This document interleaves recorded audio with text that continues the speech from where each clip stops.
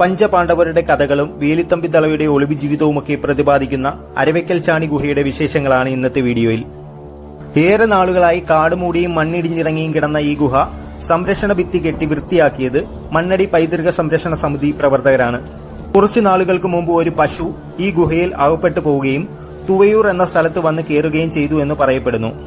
അതുപ്രകാരം ഇവിടെ നിന്ന് 4 കിലോമീറ്റർ അകലെയുള്ള തുവയൂർ അരയാലപ്പുറം വരെയാണ് ഈ ഗുഹയുടെ ദൂരമെന്ന് കണക്കാക്കപ്പെടുന്നത്.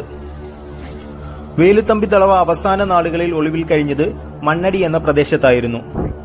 ആ സമയം രക്ഷപ്പെടാൻ ഒരുക്കിയ ഒളിയിടമാണ് ഇതെന്നും പറയപ്പെടുന്നു. വേലുത്തമ്പി ദളവ